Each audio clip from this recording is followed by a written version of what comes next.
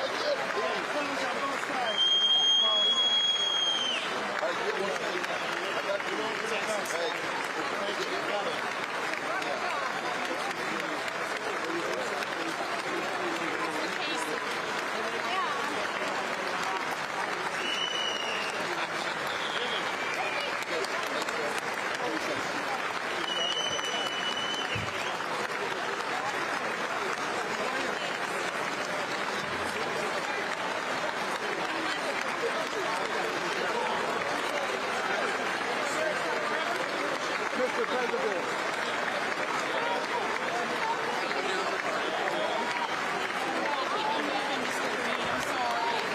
Trying to keep them on time.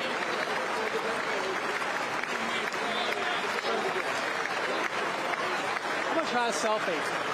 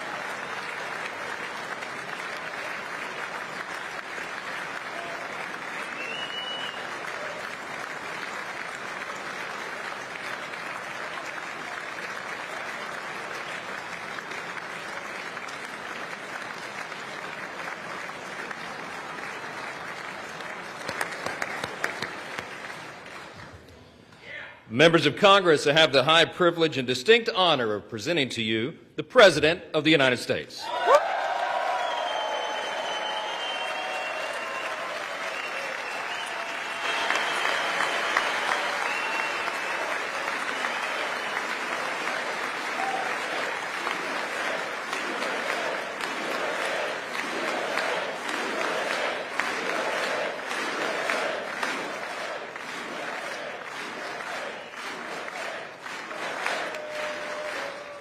Well, thank you very much, everybody. It's really an honor. Speaker Johnson, Vice President Vance, First Lady of the United States,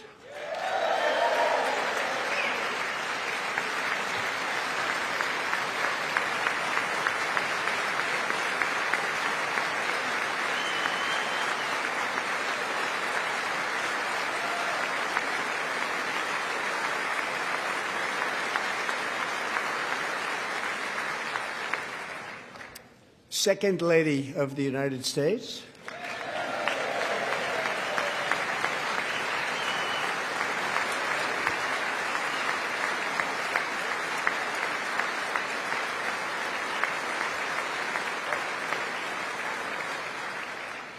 members of Congress, and my fellow Americans. Our nation is back, bigger, better, richer, and stronger than ever before.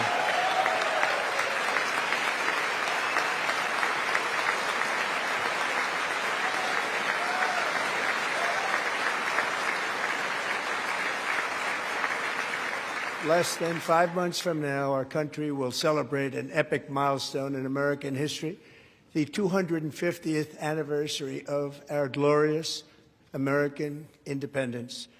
This July 4th, we will mark 2.5 centuries of liberty and triumph, progress and freedom in the most incredible and exceptional nation ever to exist on the face of the earth. And you've seen nothing yet. We're going to do better and better and better. This is the golden age of America.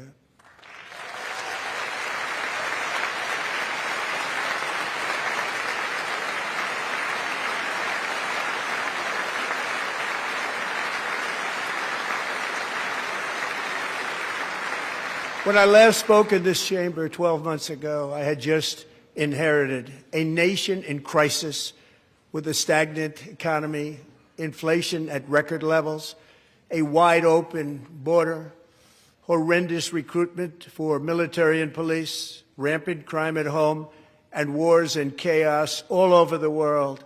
But tonight, after just 1 year, I can say with dignity and pride that we have achieved a transformation like no one has ever seen before, and a turnaround for the ages. It is indeed a turnaround for the ages.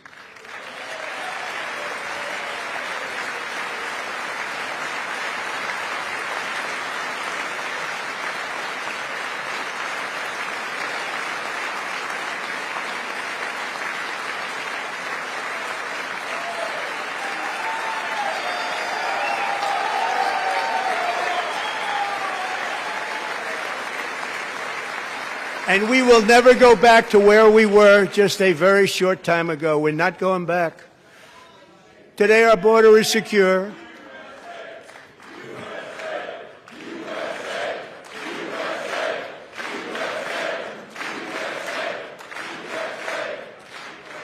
Thank you. Today our border is secure. Our spirit is restored. Inflation is plummeting. Incomes are rising fast. The roaring economy is roaring like never before, and our enemies are scared, our military and police are stacked, and America is respected again, perhaps like never before.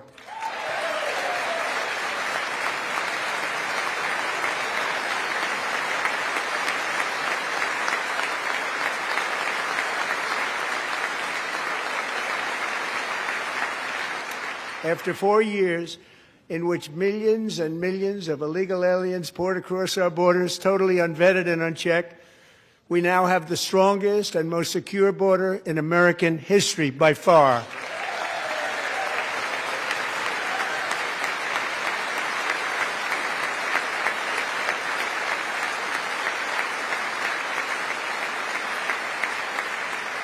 in the past 9 months, 0 illegal aliens have been admitted to the United States.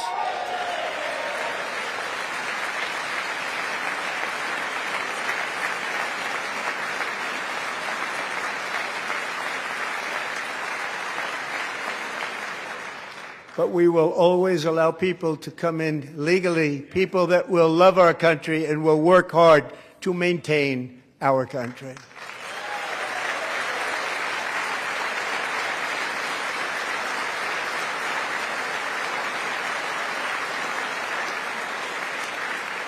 The flow of deadly fentanyl across our border is down by a record 56% in 1 year.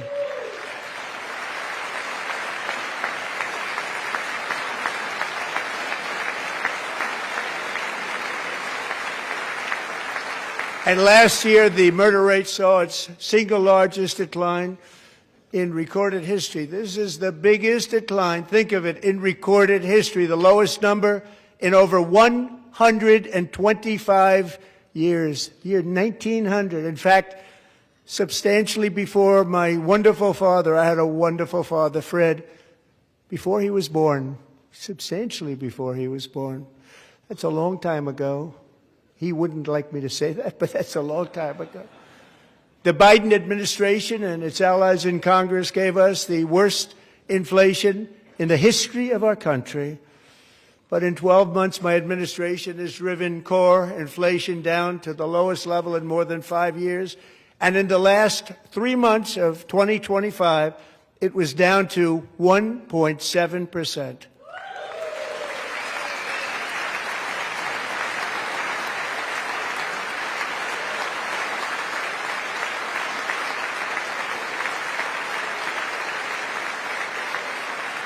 Gasoline, which reached a peak of over $6 a gallon in some states under my predecessor, it was quite honestly a disaster, is now below $2.30 a gallon in most states, and in some places $1.99 a gallon. And when I visited the great state of Iowa just a few weeks ago, I even saw $1.85 a gallon for gasoline.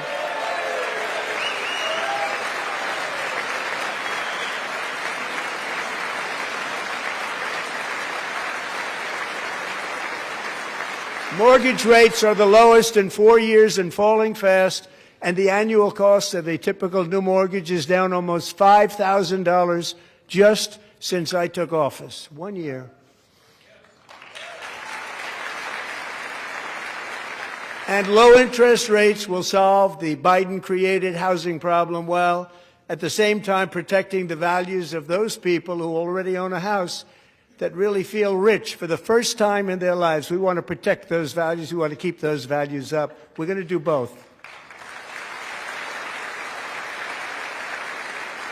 And we are going to keep it that way. The stock market has set 53 all-time record highs since the election. Think of that. 1 year. Boosting pensions, 401ks, and retirement accounts for the millions and millions of Americans. They're all gaining. Everybody's up, way up. In 4 long years, the last administration got less than $1 trillion in new investment in the United States. And when I say less, substantially less. In 12 months, I secured commitments for more than $18 trillion pouring in from all over the globe.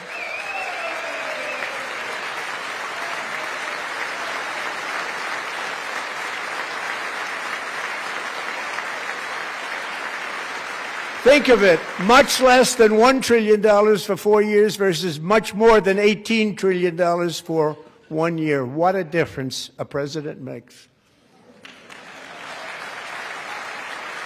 A short time ago, we were a dead country. Now we are the hottest country anywhere in the world, the hottest.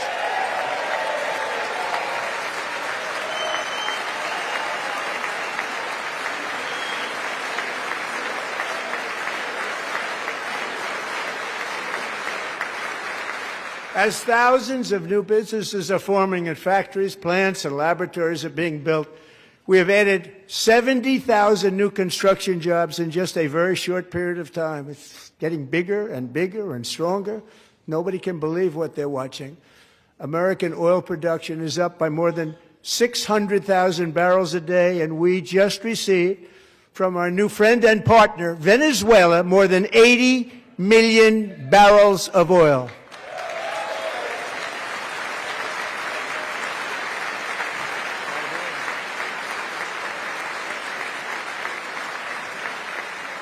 American natural gas production is at an all-time high because I kept my promise to drill, baby, drill.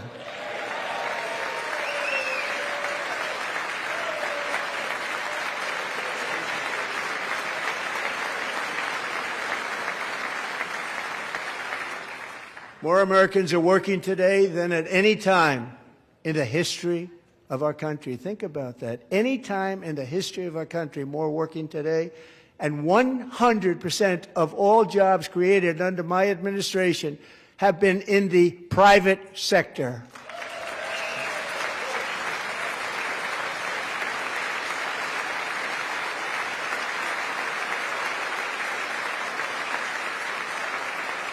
We ended DEI in America.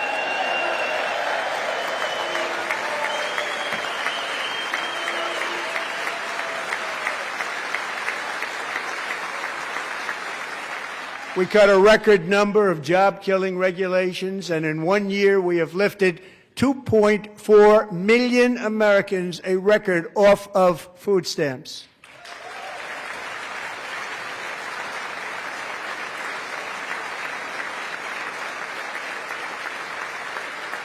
And for all of these reasons, I say tonight, members of Congress, the state of our union is strong.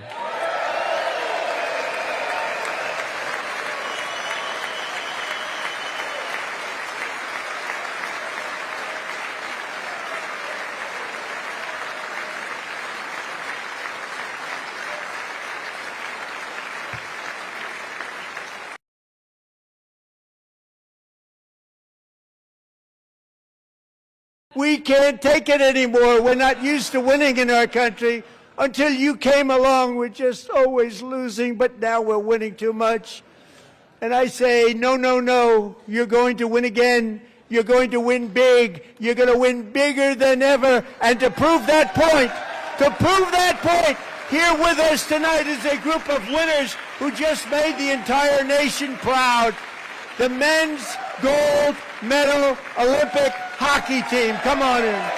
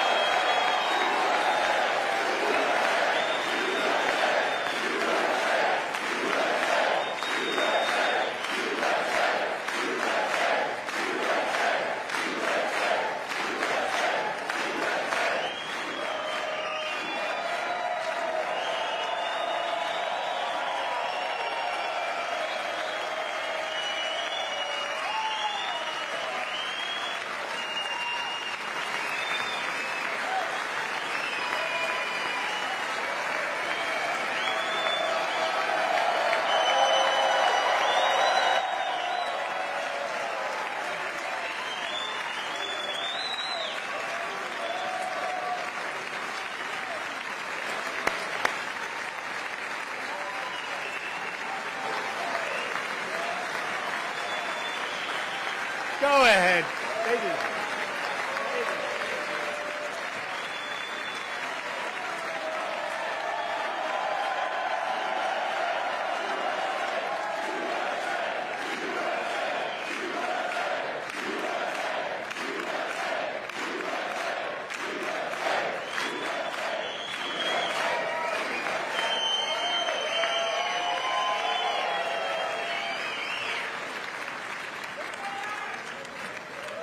That's the first time I've ever seen them get up. And actually, not all of them did get up. But they beat a fantastic Canadian team in overtime, as everybody saw, as did the American women who will soon be coming to the White House.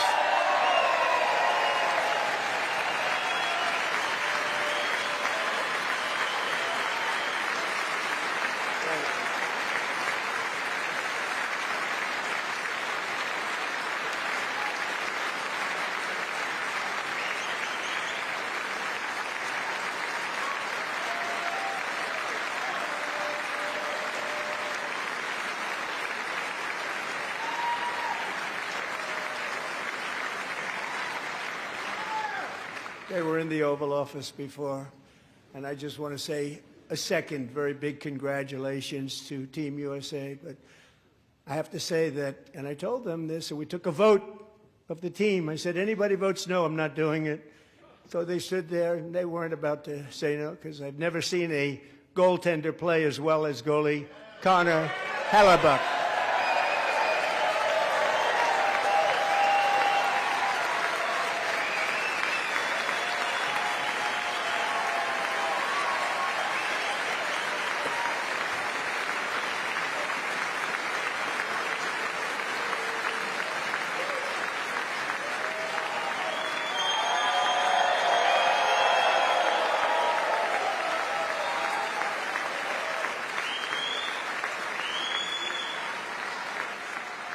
Think of it, 46 shots on goal, and I asked him, the one shot, the one where you put your stick in the back and it hit the neck of your stick and bounced off, do you practice that, or was that a little lucky? He refused to answer that question. But I just want to tell you that the members of this great hockey squad will be very happy to hear, based on their vote and my vote, and in this case my vote was more important, that I will soon be presenting Connor with our highest civilian honor, which we will be given and which has been given to many athletes over the years. But when I say many, not too many, like 12, it's called the highest civilian honor in our country, the Presidential Medal of Freedom.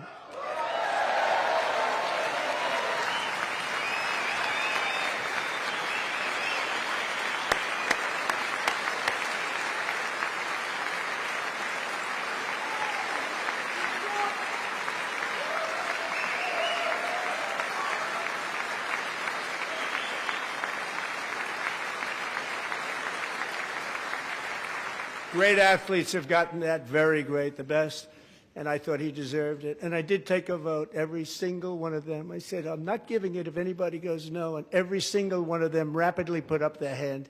So I want to thank you. What a special job you did. What special champions you are. Thank you very much.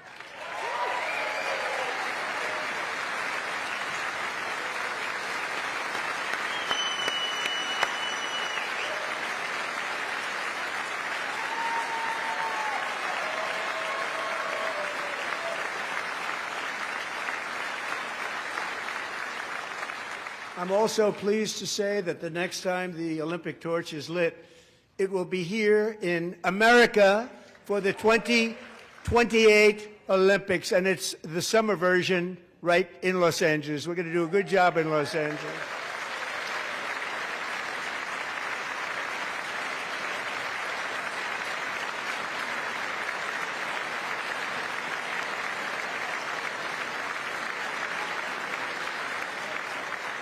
And Los Angeles is going to be safe, just like Washington, D.C. is now one of the safest cities in the country.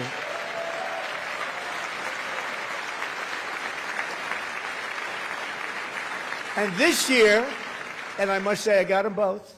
I got them in my first term, and I was disappointed because I didn't think I'd be the president when this happened.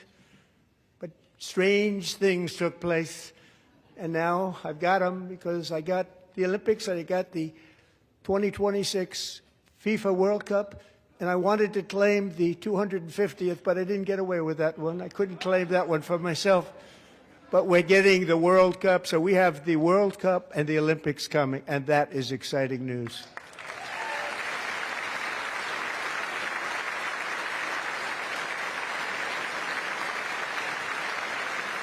So this will be a year to celebrate our country and the heroes who have kept it free.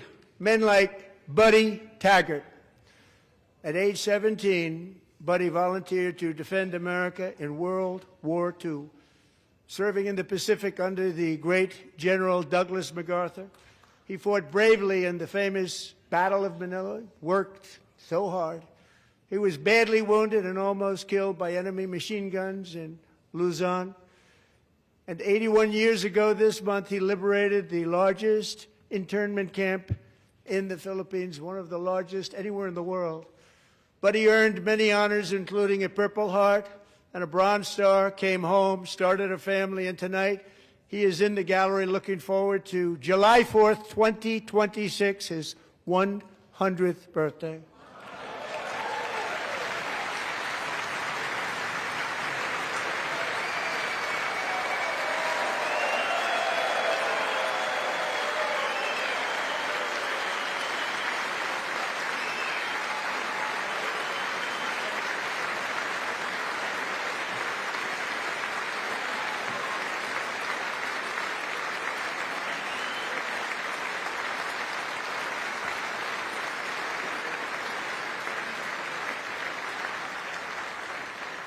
So, buddy, you're a brave man, and we salute you. Even in times of challenge, setback, and immense heartache.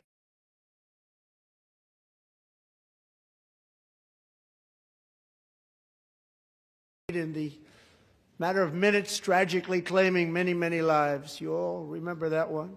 As the waters threatened to sweep her away, 11-year-old Millie Kate McClymont closed her eyes and prayed to God. She thought she was going to die. Those prayers were answered when Coast Guard rescue swimmer Scott Ruskin descended from a helicopter above. Nobody knew where he came from. It was Scott's first ever rescue mission, a young guy, but very brave, very, very top, always top in his class. And he lifted not just Millie Kate, but 164 others to safety.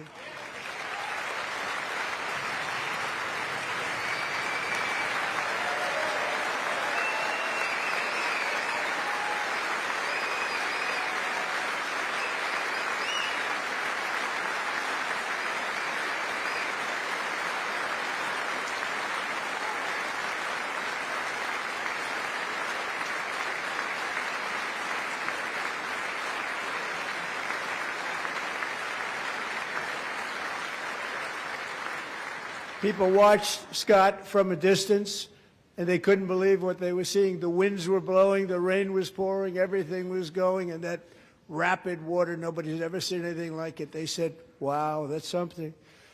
Tonight, Scott and Millie Kate are here together, reunited for the very first time. Thank you, Scott, Millie Kate.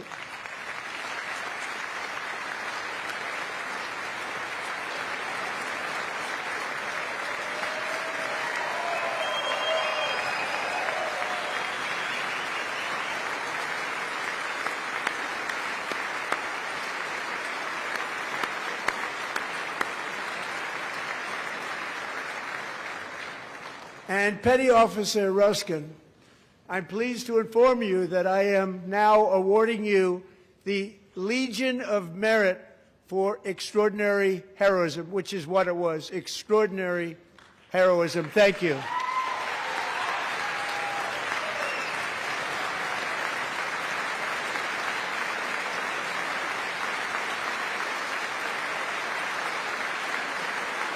And I'd like to have the military aide to please come down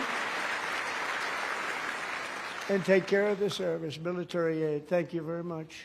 Take care of that very important service. Thank you very much.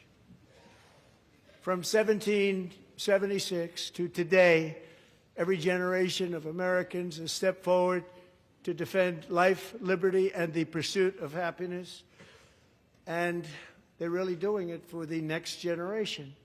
But now it's our turn. Together we're building a nation where every child has the chance to reach higher and go further, where government answers to the people, not the powerful, and where the interests of hardworking American citizens are always our first and ultimate concern. That is the debt we owe to the heroes who came before us, and that is the promise we must keep to America for our 250th year. Last year, I urged this Congress to begin the mission by passing the largest tax cuts in American history, and our Republican majorities delivered so beautifully. Thank you, Republicans.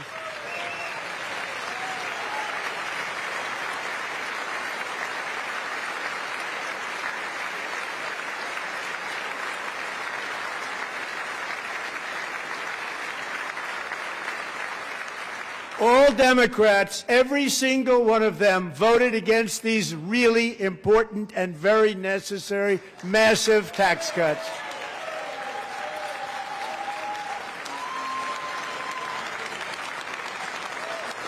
They wanted large-scale tax increases to hurt the people instead. But we held strong, and with the great, big, beautiful bill, we gave you no tax on tips, no tax on overtime, and no tax on Social Security for our great seniors.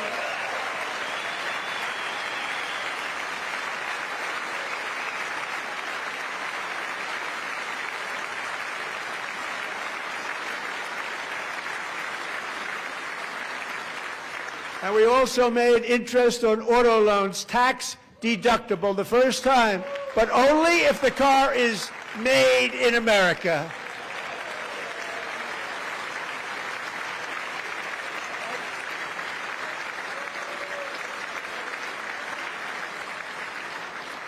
Recently in Pennsylvania, I met Megan Hemhauser, a devoted mom who's homeschools her children, beautiful, 2 children, during the day while waiting tables at night as her husband works overtime operating very heavy equipment. Megan is here this evening, and she's happy to tell you that she is so much richer because with no tax on tips, no tax on overtime, and her expanded child tax credit done again by Republicans, Megan and her husband will take home more than $5,000 extra just for the year, cutting her tax bill in more than half.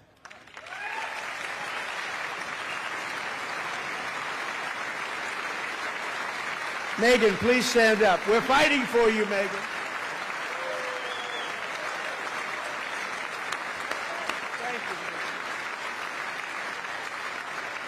Thank you, Megan. We're fighting for you, Megan. Under our bill, parents like Megan can also activate their children's brand new Trump accounts. And I didn't name it. I did not name that.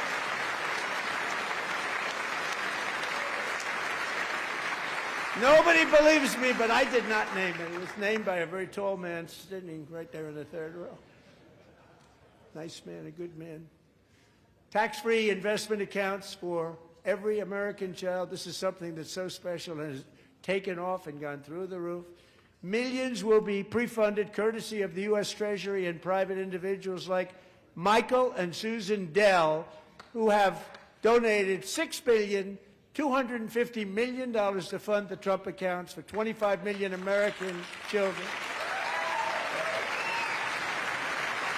They're great people.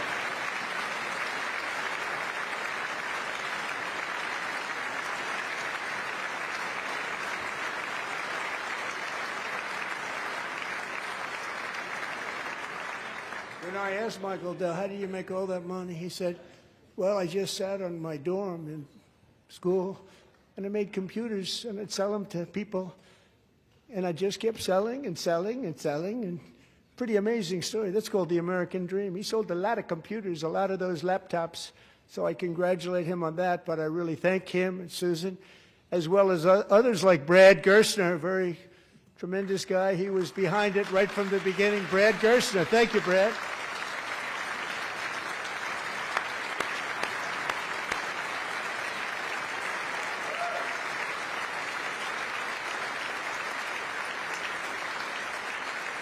So with modest additional contributions, these young people's accounts could grow to over $100,000 or more by the time they turn 18. Think of it. How much money is that for somebody that started with nothing?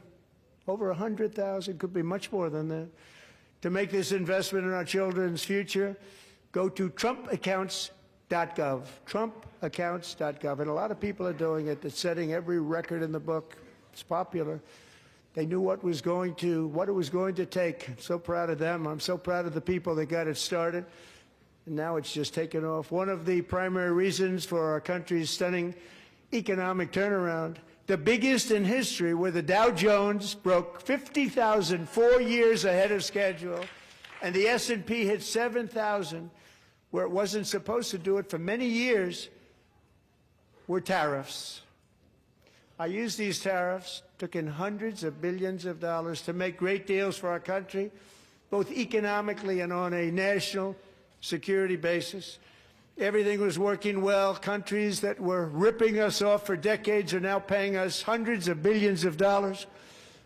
They were ripping us so badly, you all know that. Everybody knows it. Even the Democrats know it. They just don't want to say it. And yet these countries are now happy, and so are we. We made deals. The deals are all done. And they're happy. They're not making money like they used to, but we're making a lot of money.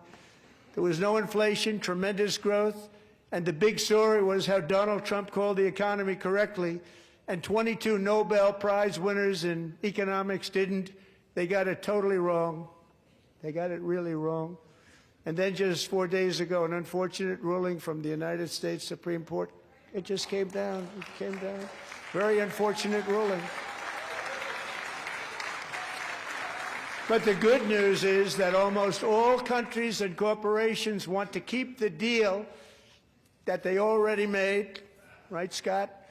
Knowing that the legal power that I, as president, have to make a new deal could be far worse for them, and therefore they will continue to work along the same successful path that we had negotiated before the Supreme Court's unfortunate involvement. So despite the disappointing ruling, these powerful country-saving, it's saving our country, the kind of money we're taking in, peace-protecting. Many of the wars I settled was because of the threat of tariffs. I wouldn't have been able to settle them without. Will remain in place under fully approved and tested alternative legal statutes. And they have been tested for a long time. They're a little more complex, but they're actually probably better, leading to a solution that will be even stronger than before. Congressional action will not be necessary. It's already time-tested and approved. And as time goes by, I believe the tariffs paid for by foreign countries will, like in the past, substantially replace the modern-day system of income tax, taking a great financial burden off the people that I love.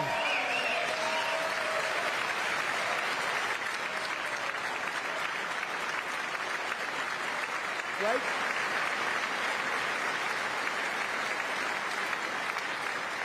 Moving forward, factories, jobs, investment, and trillions of dollars will continue pouring into the United States of America because we finally have a president who puts America first. I put America first.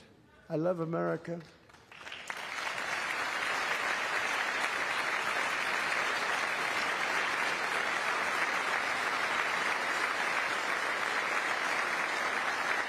For decades before I came along, we had the exact opposite. From trade to health care, from energy to immigration, everything was stolen and rigged in order to drain the wealth out of the productive, hardworking people who make our country great, who make our country run. Under Biden and his corrupt partners in Congress and beyond, it reached a breaking point with the Green New scam, open borders for everyone. They poured in by the millions and millions from prisons, from mental institutions. They were murderers, 11,888 murders. They came into our country. You allowed that to happen. And record-setting inflation that cost the typical family $34,000 in just a speck of time. Now the same people in this chamber who voted for those disasters suddenly use the word affordability, a word. They just used it. Somebody gave it to them, knowing full well that they caused and created the increased prices that all of our citizens had to endure. You caused that problem. You caused that problem.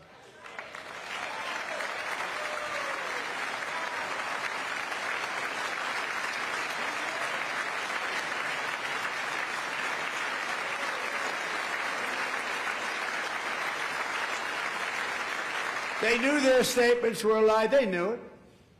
They knew their statements were a dirty, rotten lie. Their policies created the high prices Our policies are rapidly ending them. We are doing really well. Those prices are plummeting downward.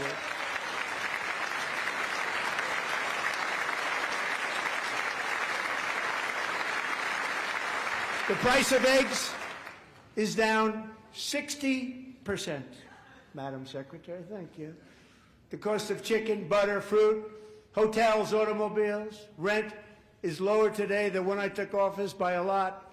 And even beef, which was very high, is starting to come down significantly. Just hold on a little while. We're getting it down.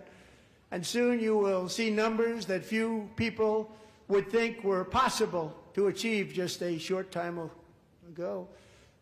Nobody can believe when they see the kind of numbers, and especially energy, when they see energy going down to numbers like that, they cannot believe it. It's like another big tax cut. I'm also confronting one of the biggest ripoffs of our times, the crushing costs of health care caused by you. Since the passage of the Unaffordable Care Act, sometimes referred to as Obamacare, big insurance companies have gotten rich. It was meant for the insurance companies, not for the people. With our government giving them hundreds and hundreds of billions of dollars a year as their stock prices soared 1,000, 1,200, 1,400, and even 1,700%, like nothing else. That's why I introduced the great health care plan. I want to stop all payments to big insurance companies and instead give that money directly to the people so they can buy their own health care, which will be better health care at a much lower cost.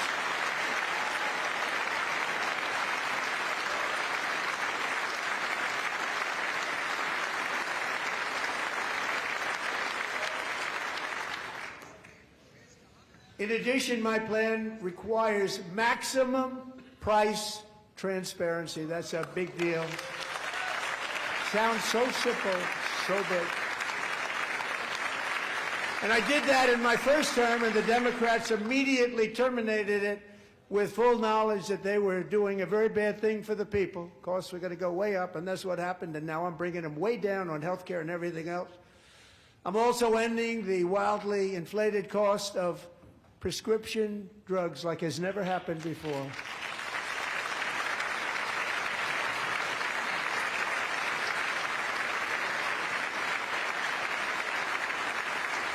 Other presidents tried to do it, but they never could. They tried. Most didn't try, actually. But they tried. They said they tried. They couldn't do it. They didn't even come close. They were all talk and no action, but I got it done. Under my just enacted most favored nation agreements, Americans who have for decades paid by far the highest prices of any nation anywhere in the world for prescription drugs will now pay the lowest price anywhere in the world for drugs. Anywhere, the lowest price.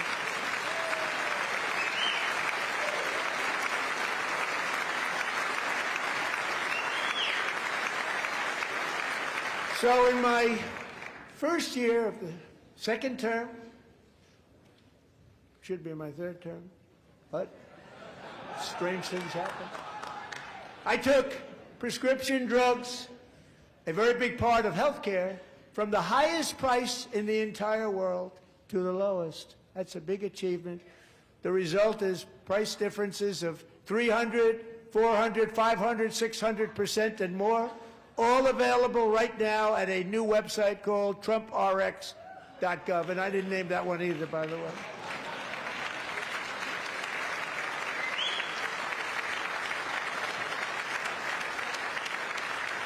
And here tonight is the very first customer ever to get that big discount, and it is big, Catherine Rayner. For 5 years, she and her husband have struggled with infertility, and they turned to IVF. One drug has been costing Catherine $4,000 to purchase, but a few weeks ago, she logged onto the TrumpRx website and got that same drug that cost $4,000, got it for under $500. A reduction of much more, actually, than $3,500. Catherine, we are all praying for you, and you're going to be a great mom.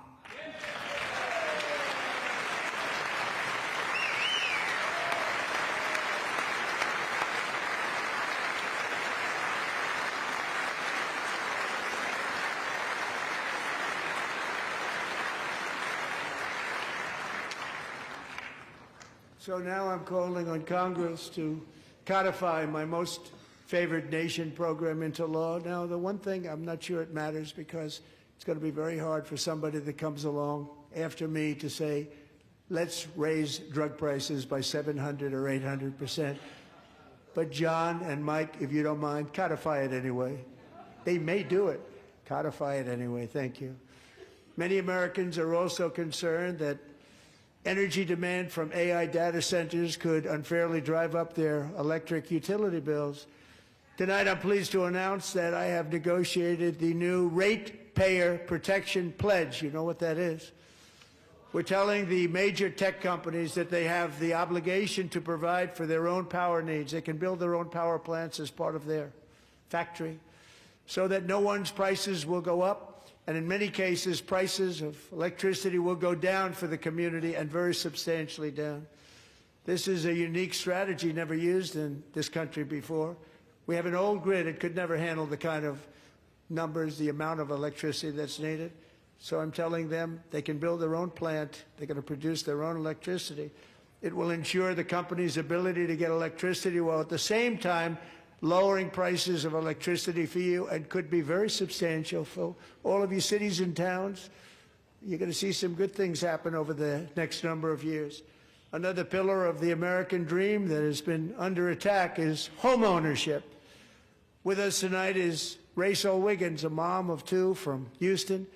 She placed bids on 20 homes and lost all of those bids to gigantic investment firms that bypassed inspection, paid all cash, and turned those houses into rentals, stealing away her American dream. She was devastated. Stories like this are why last month I signed executive order to ban large Wall Street investment firms from buying up into thousands single-family homes.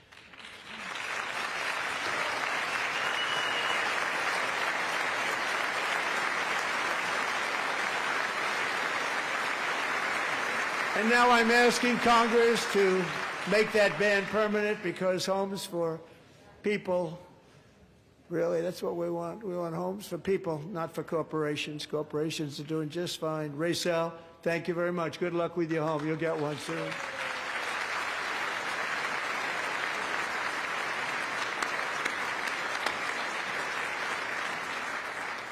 We're also working to make it easier for Americans to save for retirement. And under this administration, we will always protect Social Security and Medicare. They are not protecting it for our seniors. We will always protect Social Security, Medicare, Medicaid.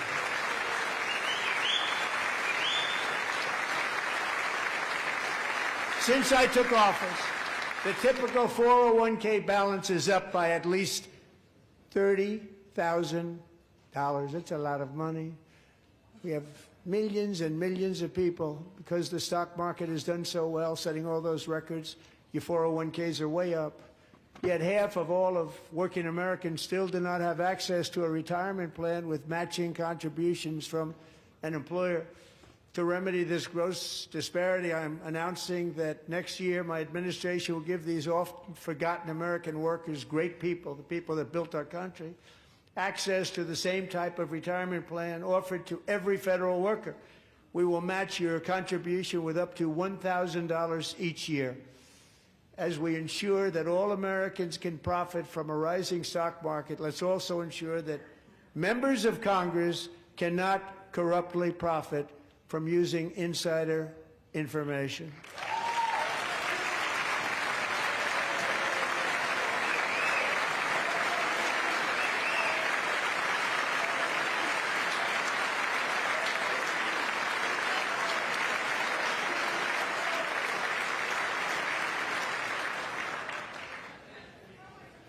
They stood up for that. I can't believe it.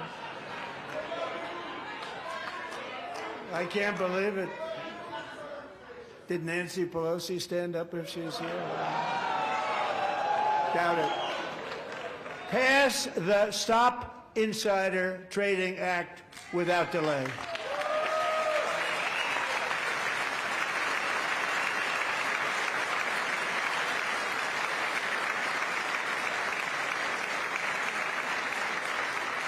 I wasn't sure if anybody even on this side was going to applaud for that. I'm very impressed. Thank you. I'm very impressed.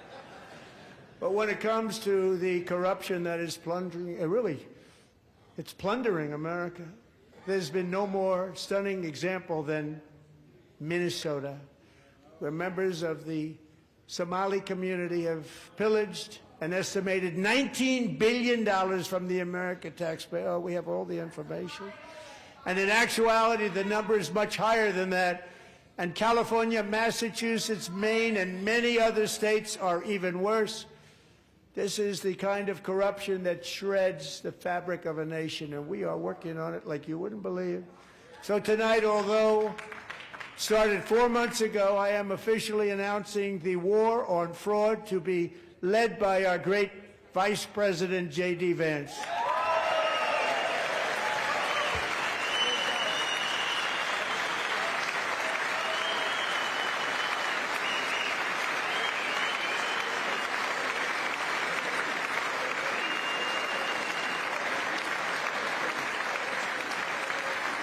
We'll get it done.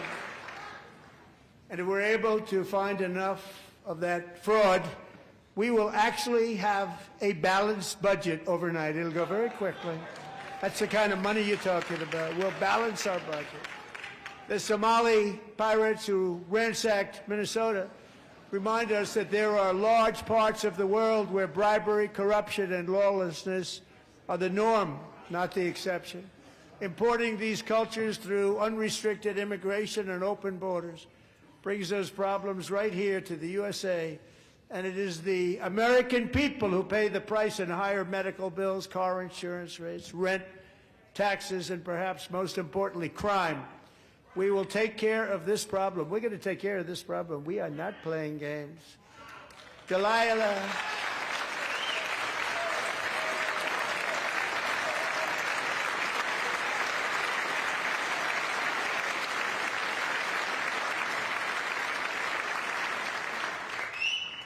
Delilah Colden was only 5 years old in June 2024 when a 18-wheel tractor trailer plowed into her stopped car traveling at 60 miles an hour or more. The driver was an illegal alien let in by Joe Biden and given a commercial driver's license by open borders politicians in California. Doctors said Delilah would never be able to walk or talk, have a good life. She wouldn't even be able to eat again. But against all odds, she is now in the first grade learning to walk. And she's here this evening with her dad, Marcus, a fantastic man. Delilah, please, you are a great inspiration. Please stand up.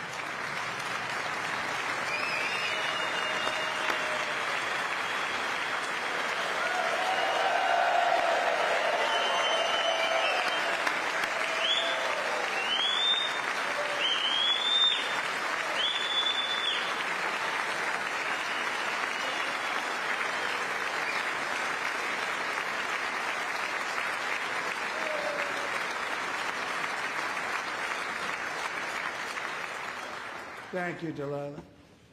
Many, if not most, illegal aliens do not speak English and cannot read even the most basic road signs as to direction, speed, danger, or location. That's why tonight I'm calling on Congress to pass what we will call the Delilah Law, barring any state from granting commercial driver's licenses to illegal aliens.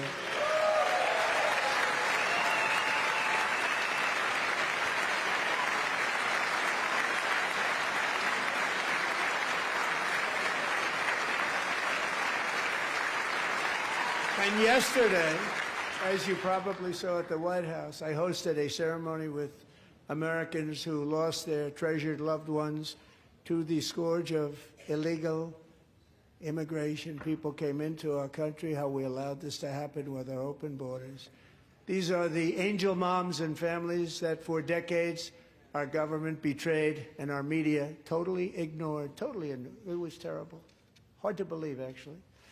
In 2023, a 16-year-old high school cheerleader named Elizabeth Medina was supposed to perform in her town's Christmas parade, but she never arrived. Her mother, Jacqueline, went home to look for her, and she found her lying dead in a bathtub bleeding profusely after being stabbed 25 times.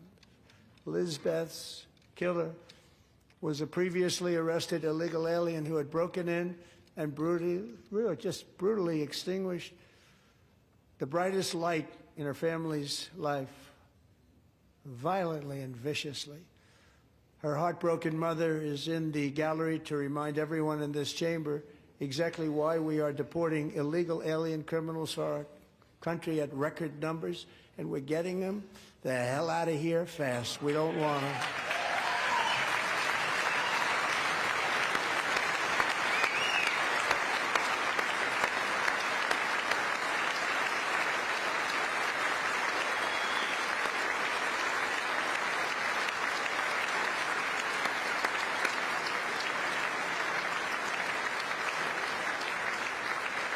Thank you very much, Jacqueline. Thank you. We can never forget that many in this room not only allowed the border invasion to happen before I got involved, but indeed they would do it all over again if they ever had the chance. If they ever got elected, they would open up those borders to some of the worst criminals anywhere in the world. The only thing standing between Americans and a wide open border right now is President Donald J. Trump and our great Republican patriots in Congress. Thank you. Thank you.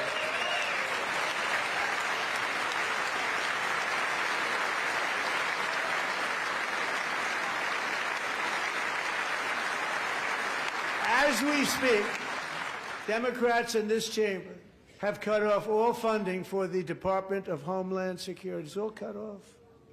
It's all cut off. They have instituted another Democrat shutdown, the first one costing us 2 points on GDP. 2 points we lost on GDP, which probably made them quite happy, actually.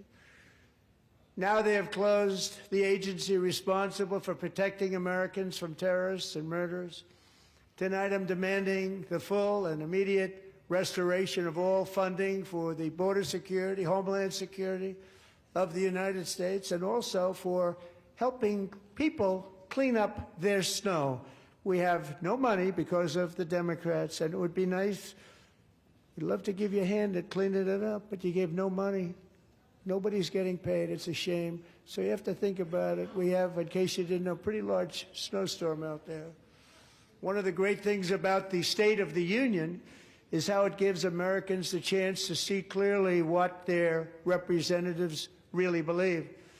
So tonight I'm inviting every legislator to join with my administration in reaffirming a fundamental principle. If you agree with this statement, then stand up and show your support. The first duty of the American government is to protect American citizens, not illegal aliens.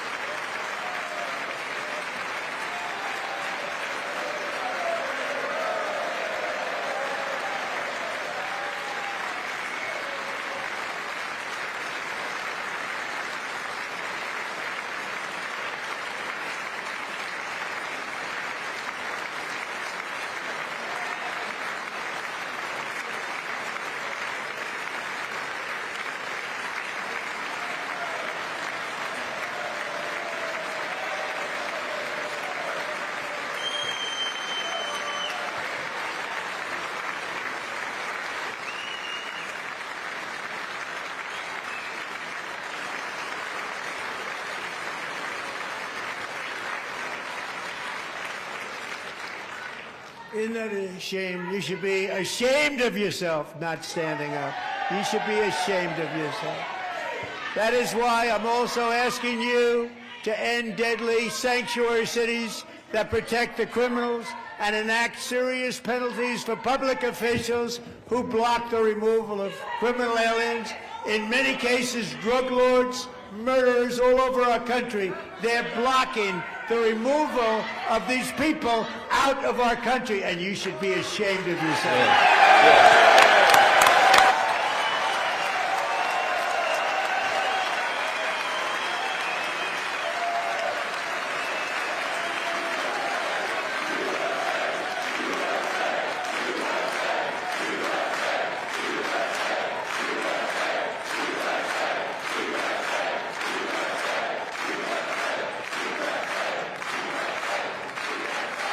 And perhaps most importantly, I'm asking you to approve the Save America Act.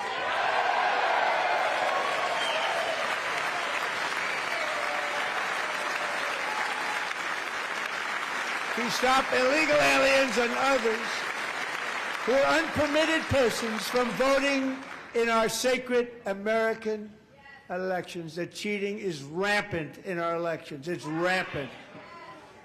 It's very simple. All voters must show voter ID.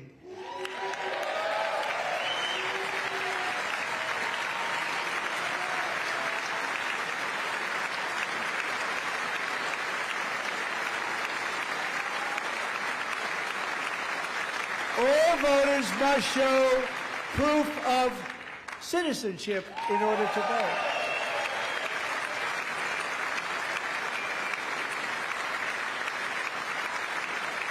And no more crooked mail-in ballots except for illness, disability, military, or travel. None. And this should be an easy one. And by the way, it's polling at 89%, including Democrats. 89%.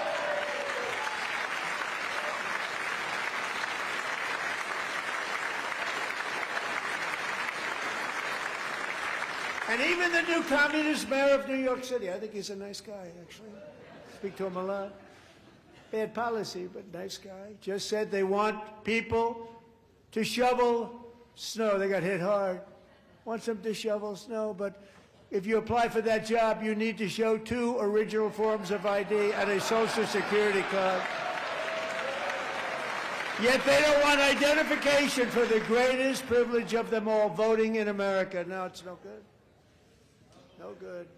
Both Republicans and Democrats overwhelmingly agree on the policy that we just enunciated. And Congress should unite and enact this common sense, country-saving legislation right now, and it should be before anything else happens.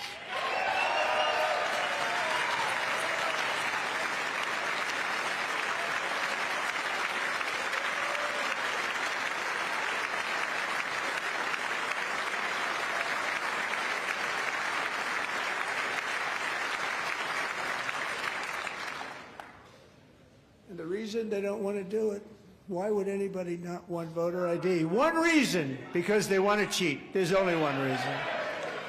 They make up all excuses. They say it's racist. They come up with things. You almost say, what imagination they have. They want to cheat. They have cheated. And their policy is so bad that the only way they can get elected is to cheat. And we're going to stop it. We have to stop it, John.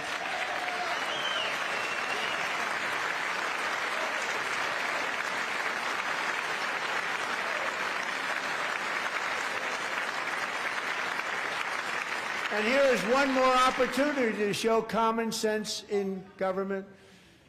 In the gallery tonight are Sage Blair and her mother, Michelle. In 2021, Sage was 14 when school officials in Virginia sought to socially transition her to a new gender, treating her as a boy and hiding it from her parents. Hard to believe, isn't it? Before long, a confused Sage ran away from home after she was found in a horrific situation in Maryland A left-wing judge refused to return Sage to her parents because they did not immediately state that their daughter was their son. Sage was thrown into an all-boys state home and suffered terribly for a long time. But today, all of that is behind them because Sage is a proud and wonderful young woman with a full-ride scholarship to Liberty University. Sage and Michelle, please stand up.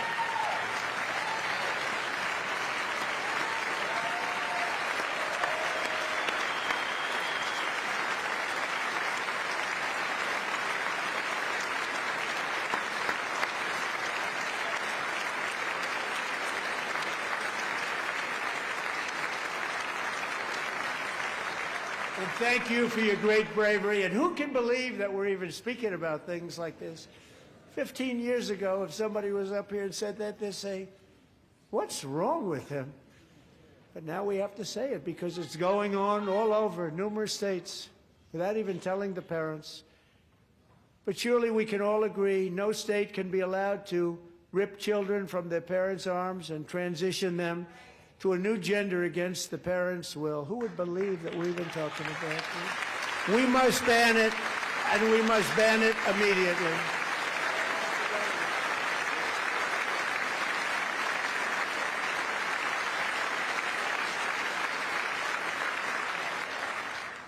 Look, nobody stands up. These people are crazy, I'm telling you. They're crazy.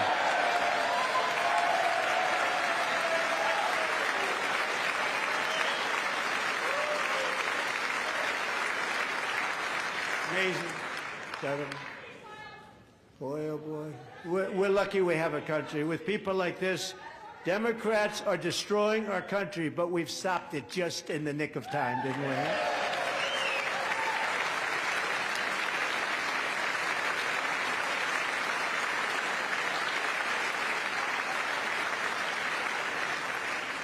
No one cares more about protecting America's youth than our wonderful First Lady. Now a movie star. She's a movie star. Can you believe it?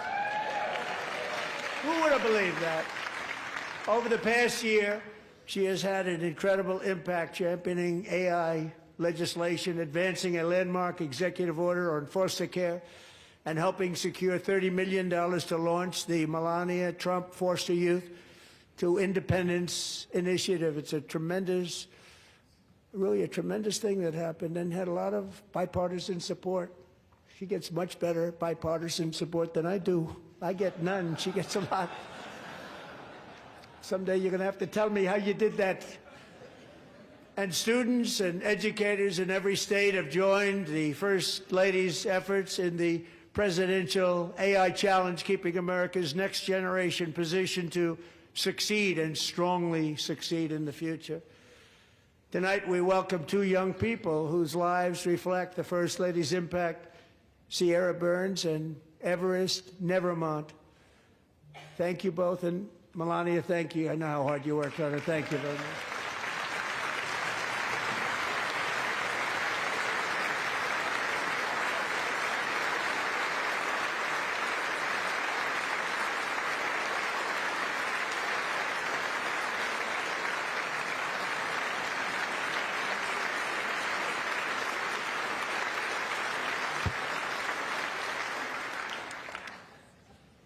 I'm very proud to say that during my time in office, both the first 4 years and in particular this last year, there has been a tremendous renewal in religion, faith, Christianity, and belief in God.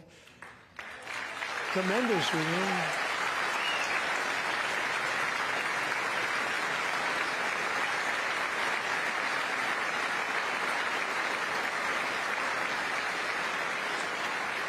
This is especially true among young people, and a big part of that had to do with my great friend, Charlie Kirk, a great guy, great man.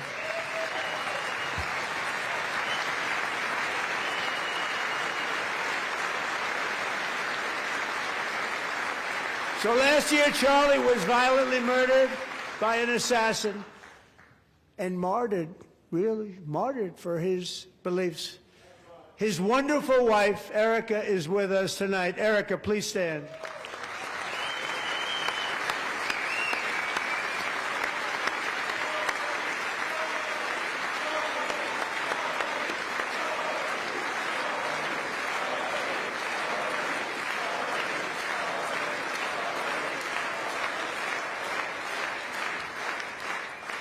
Thank you, Erica. Been through a lot. In Charlie's memory, we must all come together to reaffirm that America is one nation under God, and we must totally reject political violence of any kind.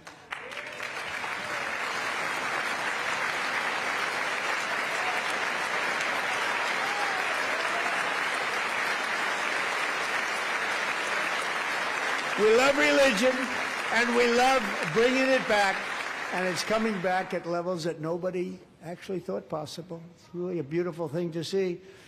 Above all, unleashing America's promise requires keeping our communities safe. We have made incredible strides, yet dangerous repeat offenders continue to be released by pro-crime Democrat politicians again and again.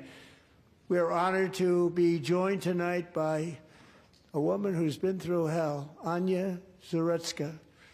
In 2022, she and her beautiful daughter, so beautiful, what a beautiful young woman, Irina, fled war-torn Ukraine to live with relatives near Charlotte, North Carolina. And by the way, what's going on with Charlotte? Last summer, 23-year-old Irina was riding home on the train when a deranged monster who had been arrested over a dozen times and was released through no cash bail, stood up and viciously slashed a knife through her neck and body. No one will ever forget. There were people on that train. No one will ever forget the expression of terror on Irina's face as she looked up at her attacker in the last seconds of her life. She died instantly. She had escaped a brutal war only to be slain by a hardened criminal, set free to kill in America, came in through open borders.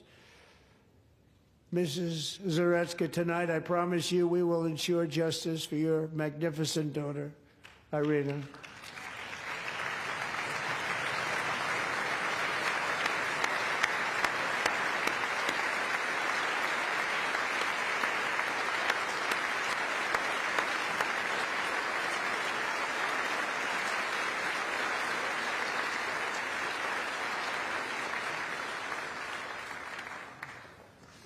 How do you not stand? How do you not stand? I'm asking this Congress to pass tough legislation to ensure that violent and dangerous repeat offenders are put behind bars, and importantly, that they stay there.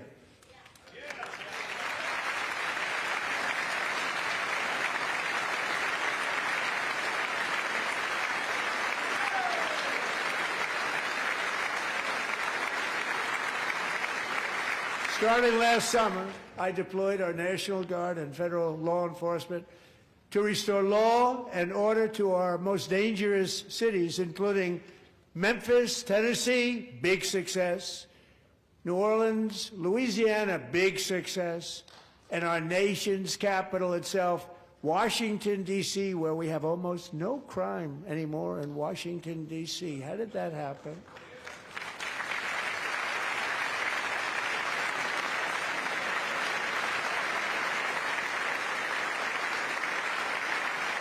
In fact, crime in Washington is now at the lowest level ever recorded, and murders in D.C. this January were down close to 100% from a year ago.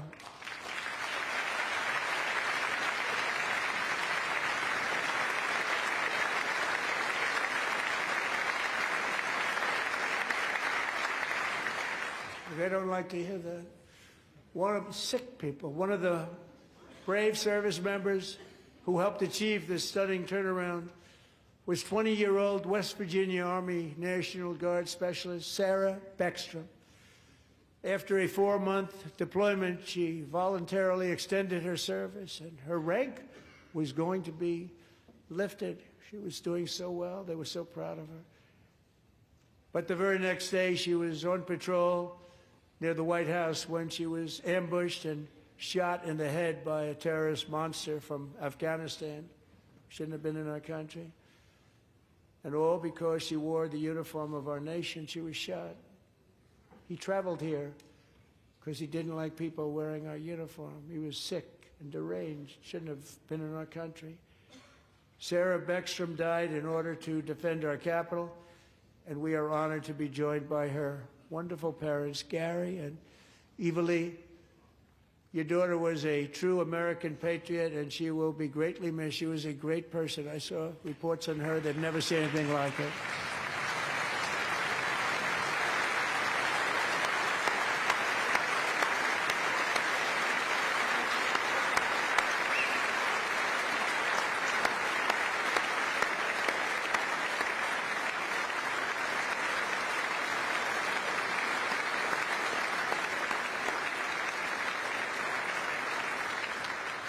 So sorry. Thank you very much.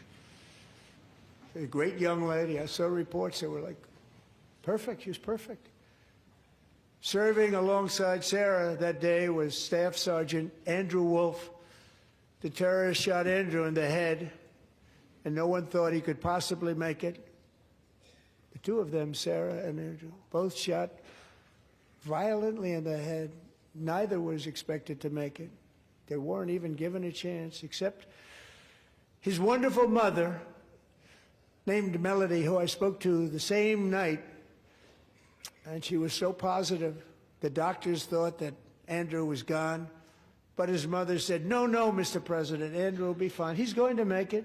I've never seen anything like it. I mean, he was given almost no chance. She said, I have no doubt, sir, he's going to be okay. This was a conversation that I had with her that night, with her son laying helplessly in bed, blood all over. Everybody is praying, she said, sir, he will be okay. The doctors didn't understand what she was saying, and after looking at the results of the damage done, neither did I. She was so strong and conclusive that even Andrew's great father felt she didn't really understand the gravity of the situation. But she turned out to be right. Right, Melody? She turned out to be right.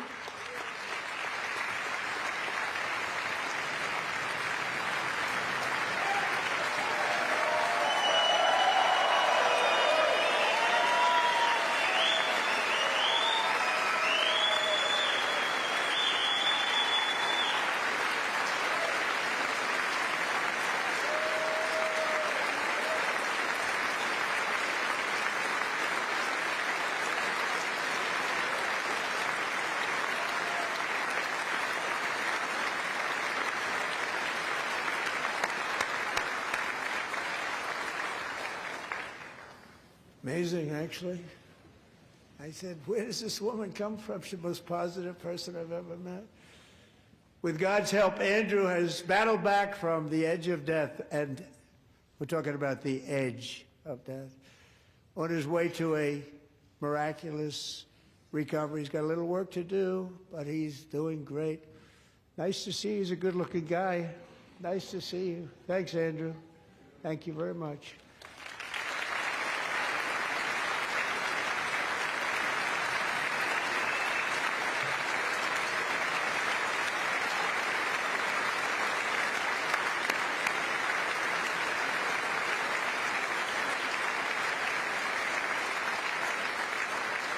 So, Andrew, while you're up, now I'm going to ask a highly respected General James Seward to present Staff Sergeant Andrew Wolf and the great family of Sarah Beckstrom with the award created by our late, great President George Washington himself. It's called the Purple Heart.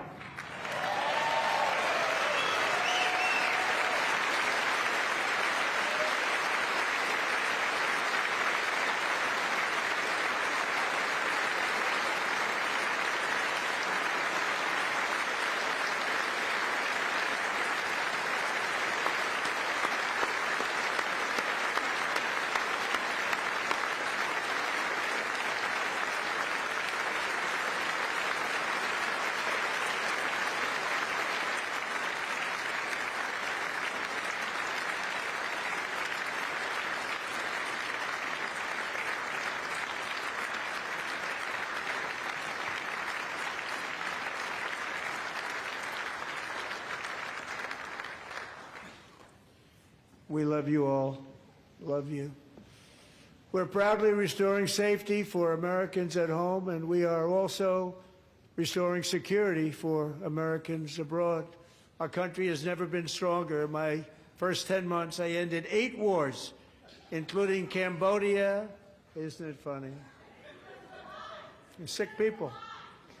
Cambodia and Thailand, Pakistan and India would have been a nuclear war. 35 million people said the Prime Minister of Pakistan would have died if it were not for my involvement. Kosovo and Serbia, Israel and Iran, Egypt and Ethiopia, Armenia and Azerbaijan, the Congo and Rwanda, and of course the war in Gaza, which proceeds at a very low level. It's just about there. And I want to thank Steve Witkoff and Jared Kushner for your help. Thank you, Steve. Thank you, Jared.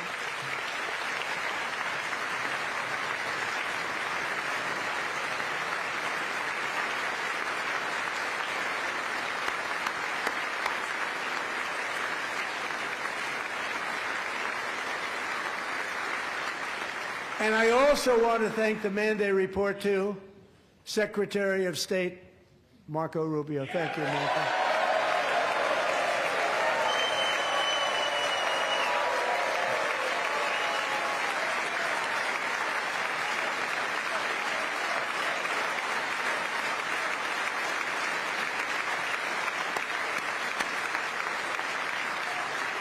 People don't like you. You know, Marco got 100% of the votes when he was in confirmation. I think our next one was about 54%. And some of the Democrats are now saying, I can't believe we approved that guy. And he said it's an honor that they feel that way, right, Marco? You have done a great job, great Secretary of State. I think he'll go down as the best ever.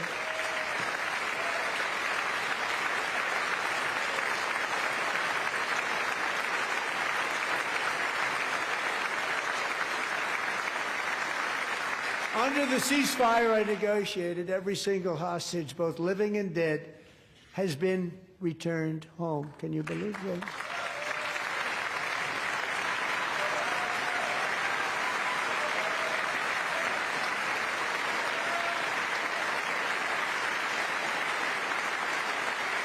Nobody thought it was possible. Nobody thought that was possible. Both living and dead. And those parents who had a dead son, their boy, they'd always tell me their boy, they wanted him as much as though he were living. It was an amazing period of time. And they came back, and when we got all of the living hostages back, and many, many before them, but I always said those last 20 are going to be very tough, but we got many, many more, hundreds. But I said those last 20 are going to be tough. We got them back. But we only got back 14 or 15 of the dead of the 28. And believe it or not, Hamas worked along with Israel, and they dug and they dug and they dug. It's a tough thing to do, going through bodies all over, passing up 100 bodies sometimes for each one that they found. Tough job. And they finally got it back to 27. And then Steve and Jared, they got it back to 28. They found all 28. Nobody thought that was possible, but we did it. And I remember the family of the 28th. They were so grieved, but they were so happy as it's possible to be. They had their boy back. The mother said, "Sir, we have our boy back." What a period of time that was, but we got them all back. So thank you both very much. Great job.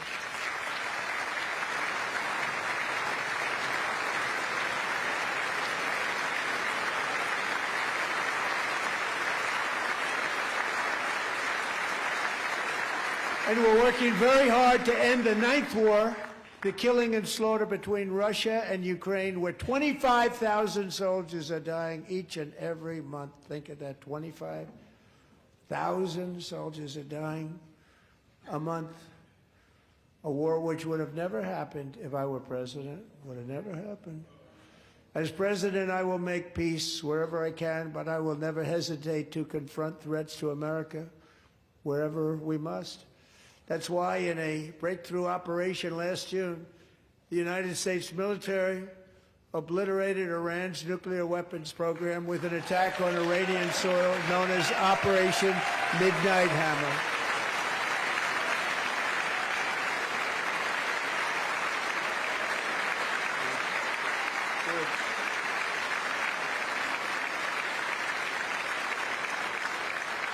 For decades, it had been the policy of the United States never to allow Iran to obtain a nuclear weapon.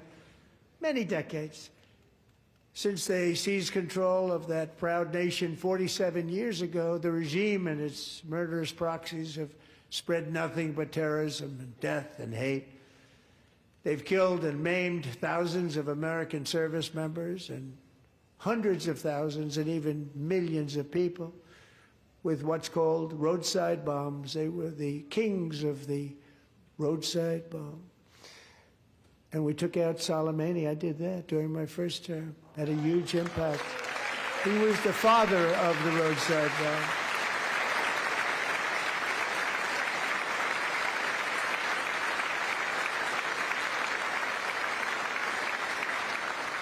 And just over the last couple of months with the protests, they've killed at least, it looks like, 32,000 protests. 32,000 protesters in their own country.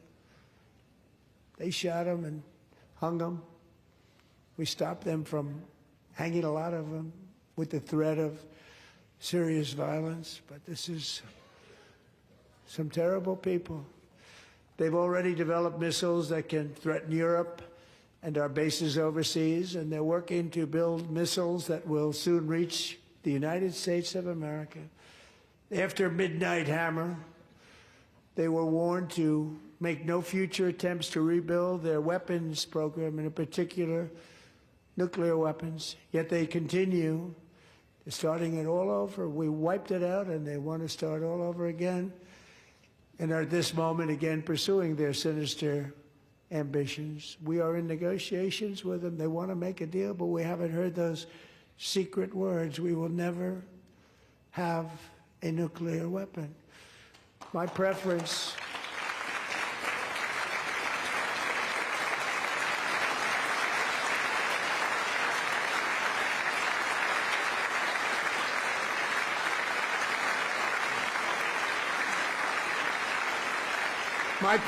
is to solve this problem through diplomacy. But one thing is certain, I will never allow the world's #1 sponsor of terror, which they are by far, to have a nuclear weapon. Can't let that happen.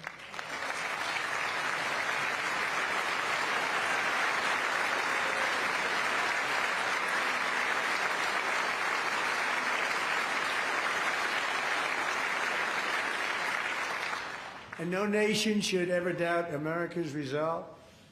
We have the most powerful military on earth. I rebuilt the military in my first term. We're going to continue to do so. Also, we just approved a $1 trillion budget. We have no choice. We have to be strong, because hopefully we will seldom have to use this great power that we built together. It's really called peace through strength, and it's been very, very effective.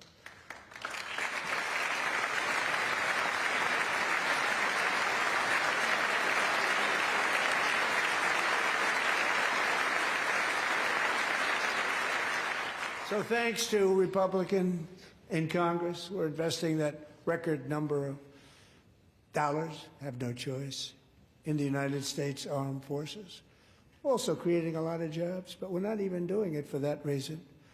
Because as I said, we have more jobs, more people working today than ever before in the history of our country. And NATO countries are friends and allies. They are. They're our friends and they're our allies, have just agreed at my very strong request to pay 5% of GDP for military defense rather than the 2%, which they weren't paying. We were paying for almost all of NATO. Now they're paying 5 as opposed to not paying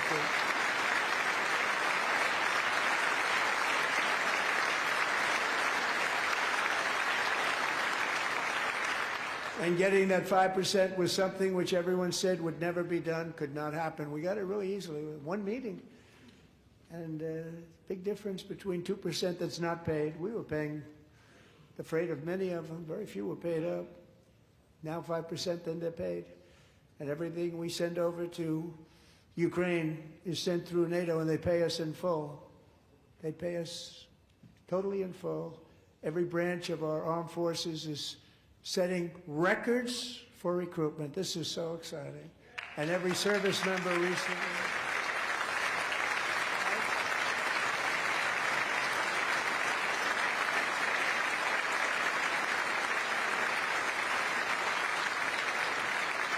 And every service member recently received a warrior dividend of $1,776.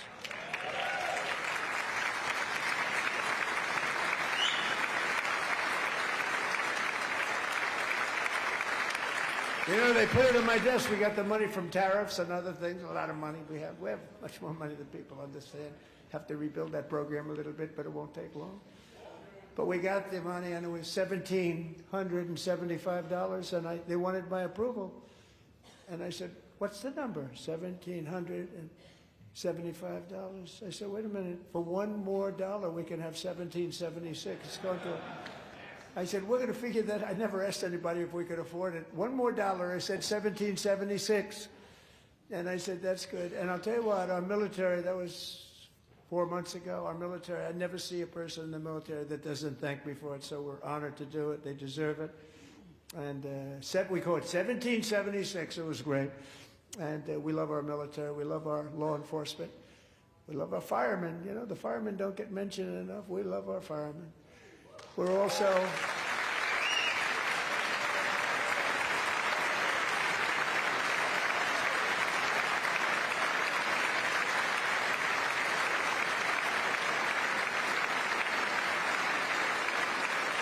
We're also restoring American security and dominance in the Western Hemisphere, acting to secure our national interests and defend our country from violence, drugs, terrorism, and foreign interference. For years, large swaths of territory in our region, including large parts of Mexico, really large parts of Mexico, have been controlled by murderous drug cartels. That's why I designated these cartels as foreign terrorist organizations, and I declared illicit fentanyl as a weapon of mass destruction.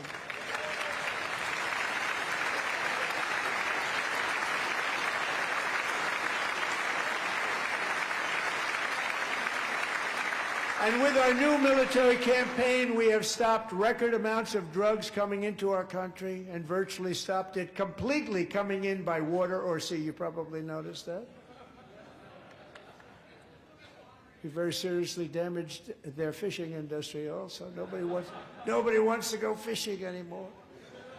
We've also taken down one of the most sinister cartel kingpins of all. You saw that yesterday.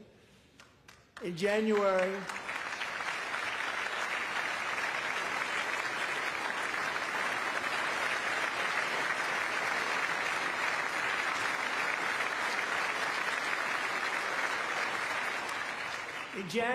elite American warriors carried out one of the most complex, spectacular feats of military competence and power in world history. No one's seen anything like it. Foreign leaders, I won't tell you who, called me and they said, very impressive, very impressive. They couldn't believe, they all watched, they saw what happened. This is a different fighting force that we had years ago when we fought to tie. You know, it's a great fighting force. I'm so proud of it. Look at Space Force. Space Force is my baby. Because we did that, my baby is becoming so important.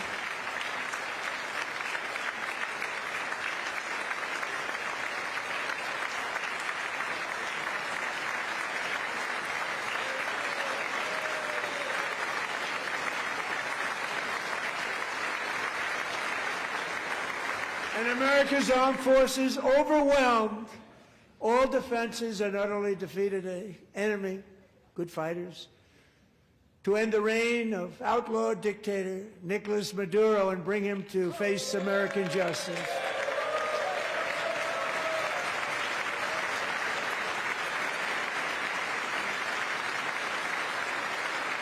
And this was an absolutely colossal victory for the security of the United States, and it also opens up a bright new beginning for the people of Venezuela.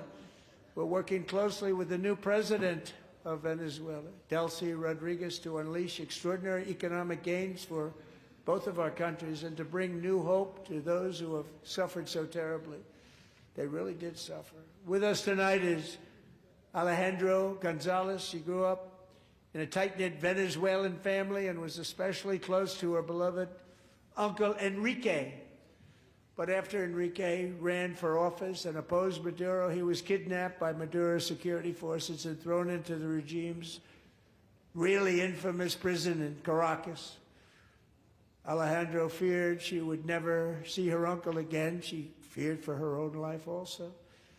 But since the raid, we have worked with the new leadership, and they have ordered the closure of that vile prison and released hundreds of political prisoners already, with more to come. Alejandro, I'm pleased to inform you that not only has your uncle been released, but he is here tonight. We brought him over to celebrate his freedom with you in person. Enrique, please come down.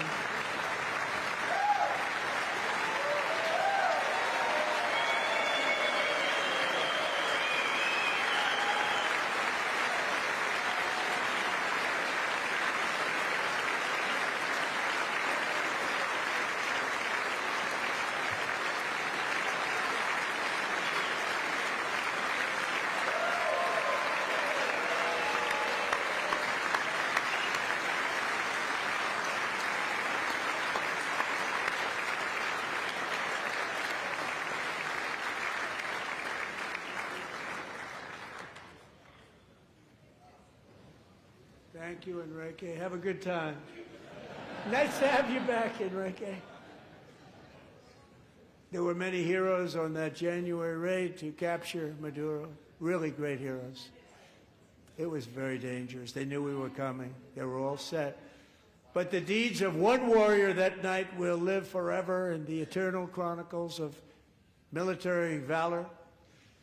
Chief Warrant Officer 5, Eric Slover, planned the mission and was the flight lead in the cockpit of the first helicopter, a big, beautiful, powerful helicopter. It was a massive Chinook carrying, as you can imagine, many, many American warfighters. Wearing the dog tags his wife Amy had blessed with holy water before he left. She knew it was going to be a rough one. Eric steered the Chinook under the cover of night and descended swiftly upon Maduro's heavily protected military fortress. This was a major military installation, protected by thousands of soldiers and guarded by Russian and Chinese military technology. How did that work out? Not too good. While preparing to land, enemy machine guns fired from every angle, and Eric was hit very badly in the leg and hip, one bullet after another.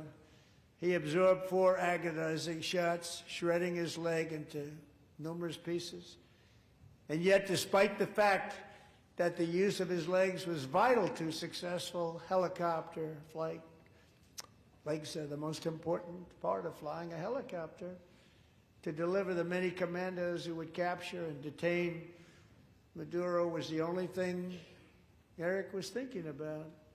Then, even as he was gushing blood, which was flowing back down the aisle, helicopter lands at a steep angle. The machine guns stood right in front of him. They were right in front of him, 2 machine gunners who escaped the wrath of the previous planes. Eric maneuvered his helicopter with all of those lives and souls to face the enemy and let his gunners eliminate the threat. Turned the helicopter around so the gunners could take care of business, saving the lives of his fellow warriors from what could have been a catastrophic crash deep in enemy territory.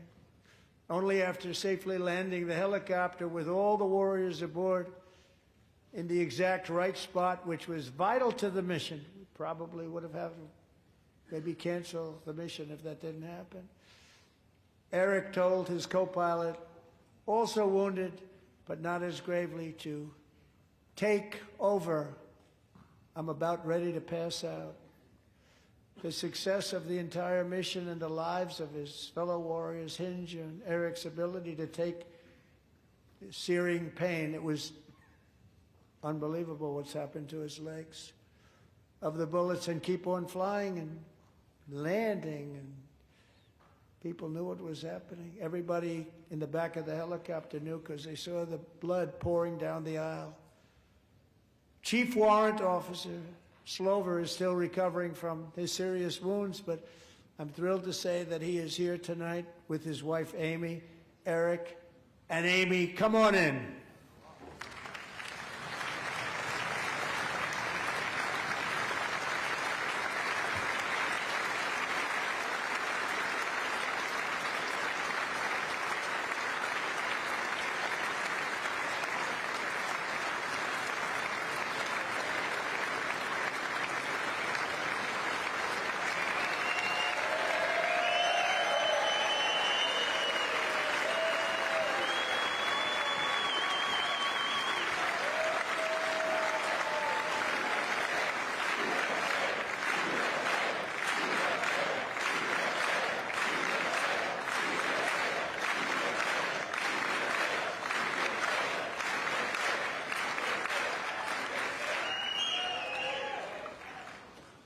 So we have a surprise for Eric and Amy. In recognition of Eric's actions above and beyond the call of duty, I would now like to ask General Jonathan Braga to present Chief Warrant Officer Slover with our nation's highest military award, the Congressional Medal of Honor.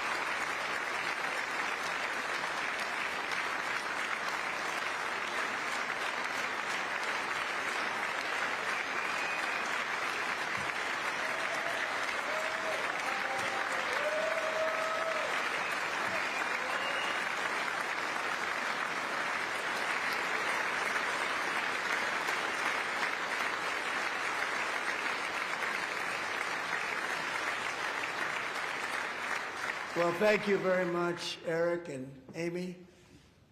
Great to get to know you. I met with them and with a lot of their fellow warriors at Fort Bragg recently.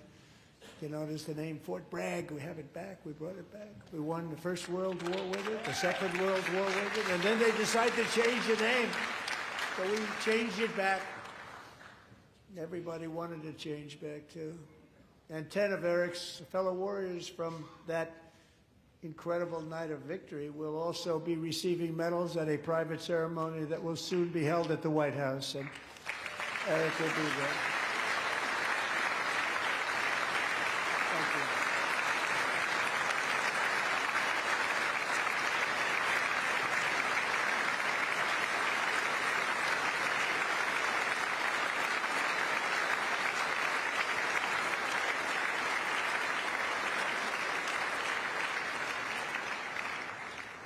Thank you, Eric.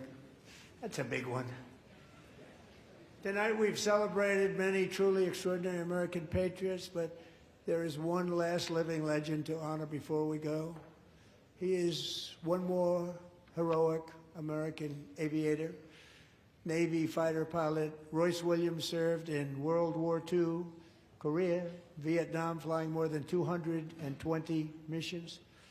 In the skies over Korea in 1952, Royce was in the dogfight of a lifetime, legendary dogfight. Flying through blizzard conditions, his squadron was ambushed by 7 Soviet fighter planes. It was his first aerial combat of the war, and despite being massively outnumbered and outgunned, Royce led the takedown of 4 enemy jets and almost destroyed the others, vanquishing his adversaries while taking 263 bullets to his own plane and being seriously hurt. His story was secret for over 50 years. He didn't even want to tell his wife, but the legend grew and grew. But tonight, at 100 years old, this brave Navy captain is finally getting the recognition he deserves. He was a legend long before this evening. Royce, please stand up, and I will ask the First Lady of the United States to present Captain Royce Williams with his Congressional Medal of Honor.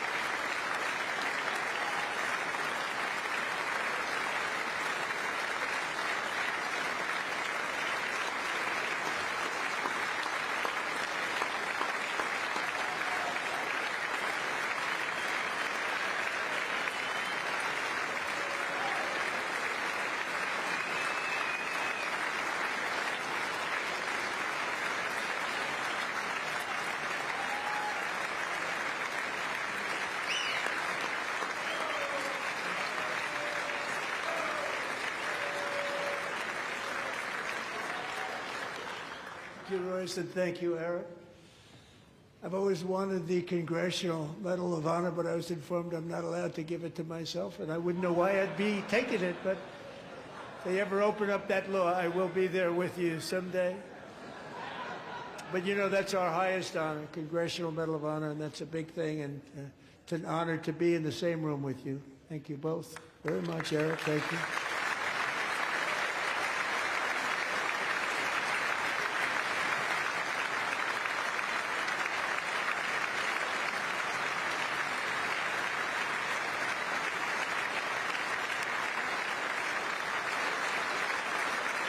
Thank you. 250 years is a long time in the life of a nation, but in another sense, it's really a mere moment in the eye of history. Two of the gentlemen we met in the gallery this evening took their first breaths 1 century ago, 100 years before that, on July 4th, 1826, the author of the Declaration of Independence, brilliant, Thomas Jefferson, drew his last breath. Just a single long human lifespan separates the giants who declared and won our independence from the heroes who stand among us tonight. Everything our nation has done, everything we have achieved, has been the work of those few great lifetimes. In those brief chapters, Americans built this nation from 13 humble colonies into the pinnacle of human civilization and human freedom, the strongest, wealthiest, most powerful, most successful nation in all of history. Americans ventured out across the daunting and dangerous continent. We carved paths through an unforgiving wilderness, settled a boundless frontier, and tamed the beautiful but very, very dangerous Wild West. From empty marshes and wide open plains, we raised up the world's greatest cities. Together we mastered the world's mightiest industries and shattered history's monstrous tyrannies. And we liberated millions from the chains of fascism, communism, oppression, and terror. Americans lifted humanity into the skies on the wings of aluminum and steel, and then we launched mankind into the stars on rockets powered by sheer American will and unyielding American pride. We wired the globe with our ingenuity. We captivated the planet with American culture. And now we are pioneering the next great American breakthroughs that will change the entire world. All of this and so much more is the enduring legacy, unmatched glory of the hardworking patriots who built and defended this country and who still carry the hopes and freedoms on all of humanity's backs. For years they were forgotten, betrayed, and cast aside. But that great betrayal is over, and they will never be forgotten again. Because when the world needs courage, daring, vision, and inspiration, it is still turning to America. And when God needs a nation to work his miracles, he knows exactly who to ask. There is no challenge Americans cannot overcome, no frontier too vast for us to conquer, no dream too bold for us to chase, no horizon too distant for us to claim. For our destiny is written by the hand of providence, and these first 250 years were just the beginning. From the rugged border towns of Texas to the heartland villages of Michigan, from the sun-kissed shores of Florida to the endless fields of the Dakotas, and from the historic streets of Philadelphia to right here in our nation's capital, Washington, D.C., the golden age of America is upon us. The revolution that began in 1776 has not ended. It still continues because the flame of liberty and independence still burns in the heart of every American patriot. And our future will be bigger, better, brighter, bolder, and more glorious than ever before. Thank you, God bless you, and God bless America.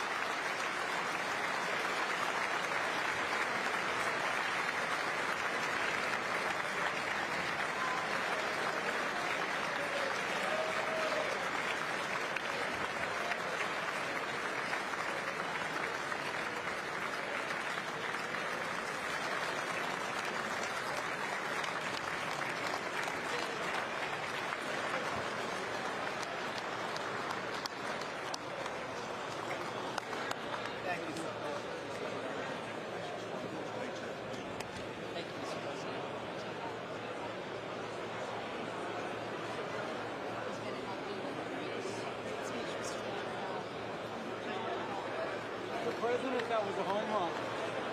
Mr. President. Hey. Okay, you too. All right. You're the best. Good job. Thank you. Thank you. Very well done, sir. We'll see you Friday, Mr. President. Great job. Oh, good. See you. See you. Thank you. Well done. God bless you. Great job. Good man. Thank you very much. Excellent speech, Mr. Thank you. President. Absolutely. Absolutely. Thank you. Mr. President. Mr. President. Thank you. Best ever. Mr. President. Thank you. Where you going, man? Mr. President.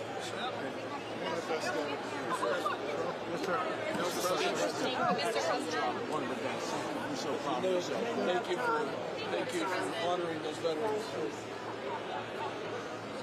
Luger. Good. I think you should take the rest of the day off. I think we have to. We're going to have to. Thank you. All right, guys. You killed it. Thank you, Virginia. What a great Best speech. speech with the president. It was amazing. It really was. Home run. Really a grand slam. Grand slam. America loves you. Thank you. It was amazing. America loves you. Oh, look at this guy. I like that tie. I want that tie. Give me that tie. Thank you. Put it on initial, just an initial. Thank you, boss.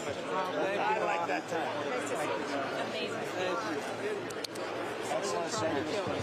Thank you, everybody. Mr. President, outstanding speech, sir. Mr. President. He will. He's getting them all. He's You did good. They love the insider trading stuff. Great guy. How's he doing? He's a youngster. He fell asleep a couple times. You did amazing. You really did. Great speech. Proud of you. Great job, Mr. President. Thanks for your leadership. Mr. President, well done. God bless you. God bless you, sir. Thank you, fellas. Fantastic. That's a big statement coming from you guys. Incredible. Great job. Great job. Yes, sir. Love the finish. Home run here. Great job. Thank you, everybody. Great job. Great. Thank you. Thank you. Thank you, everybody. That was the best speech. Thank you very much. State of the Union speech I've ever heard. Really, the best ever? That's a nice coming from you. That's a big statement. It's also the longest. Great job, Congratulations. Also the longest, Thank you. President. Thank you so much. Take care. Thank you very much. Still need to talk to you. Congratulations, Mr. President. Thank you. Mr. President. It's great.